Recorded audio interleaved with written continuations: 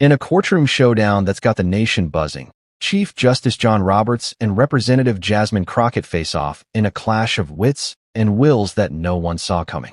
Picture this: a packed Supreme Court chamber, the air thick with anticipation as whispers ripple through the crowd.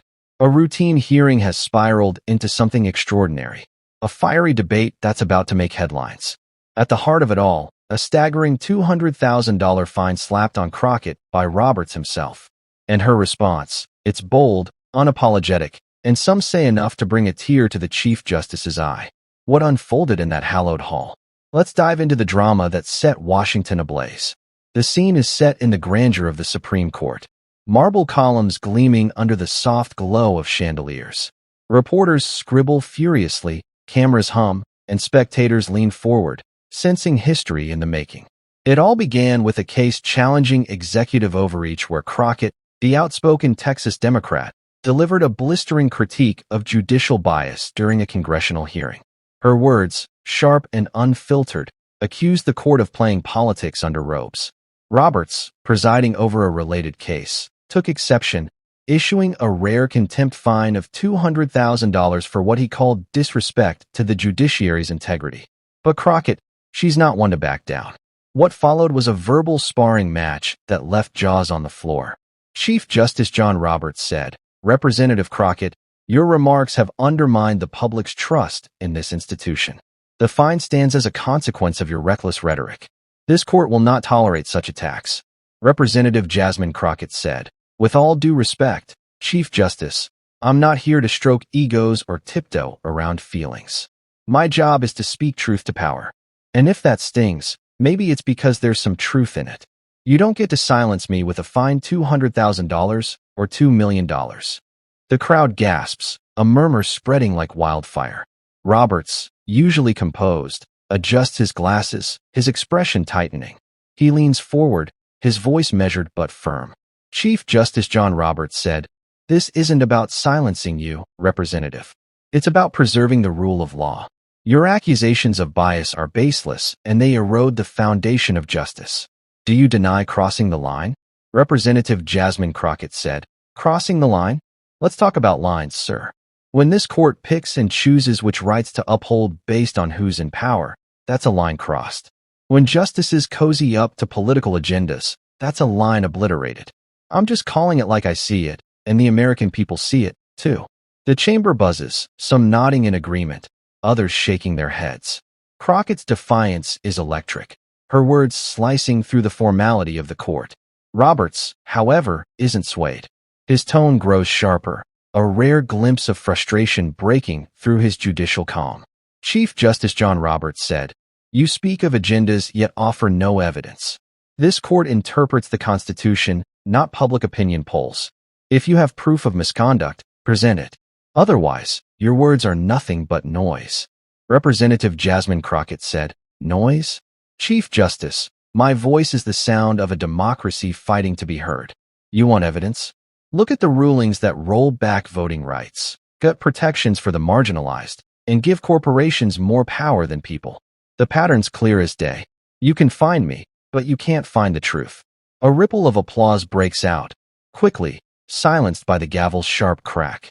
Roberts's eyes narrow, but there's a flicker of something, doubt perhaps, in his expression.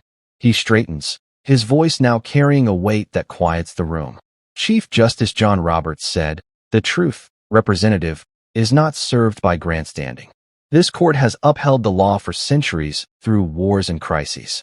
Your fine isn't punishment. It's a reminder that words have consequences. Do you truly believe you're above accountability?" Representative Jasmine Crockett said, "Accountability?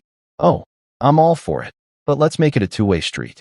If I'm accountable for my words, then this court should be accountable for its actions. You talk about centuries of law, but what about the centuries of injustice this system has ignored? I'm not above accountability. I'm demanding it for me and for you." The tension is palpable, like a storm about to break. Spectators hold their breath, sensing the debate has transcended the fine itself. It's now a battle over trust, power, and the soul of justice. Roberts pauses, his fingers tapping the bench. A rare moment of hesitation from the Chief Justice. Chief Justice John Roberts said, "You speak of injustice, yet you paint with a broad brush.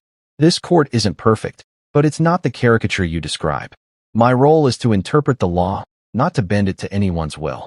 If you seek change, Congress is your arena, not this chamber. Representative Jasmine Crockett said, Congress is my arena, but justice is my fight. And when this court tips the scales, it's my duty to call it out. You say you interpret the law, but whose law? The people's or the powerful's? That fine you slapped on me. It's not about respect, it's about control, and I'm not here to be controlled. The room erupts and whispers, some cheering, others hissing. Robert's face softens for a moment, his eyes meeting Crockett's. There's a weight to her words, a conviction that seems to pierce his stoic facade. He clears his throat, his voice quieter now, almost reflective. Chief Justice John Roberts said, Control, no representative. My duty is to protect this institution from chaos. But I hear you. Your passion, your frustration, it's not lost on me. Still the fine stands. Not to silence you, but to remind you. Change comes through dialogue, not destruction. Representative Jasmine Crockett said, Dialogue? I'm all for it, but it's got to be real. You want respect? Earn it by listening to the people, not just the law books. I'll pay your fine. Not because I agree, but because I choose my battles. But know this, my voice isn't for sale, and it's only getting louder. The gavel falls, but the silence is deafening. Roberts looks at Crockett, and for a fleeting moment, his eyes glisten. Tears, or just the light. No one can say for sure. Crockett stands tall, unbowed, her gaze steady. The crowd is on its feet, some chanting her name, others shaking their heads in disbelief.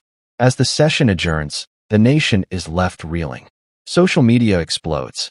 Pundits dissect every word, and the $200,000 fine becomes a symbol of a deeper divide. Was Crockett's defiance a triumph for free speech or a reckless attack on the judiciary? Did Roberts's reaction show weakness or a rare moment of humanity?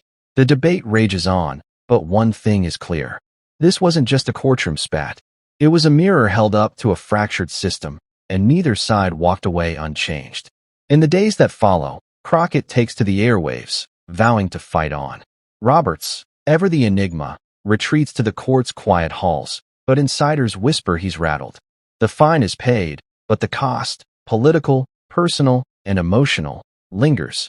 Washington buzzes with talk of reform, of accountability, of voices like Crockett refusing to be silenced. And somewhere in the heart of the Supreme Court, the echo of her words remains. A challenge to power that won't soon fade.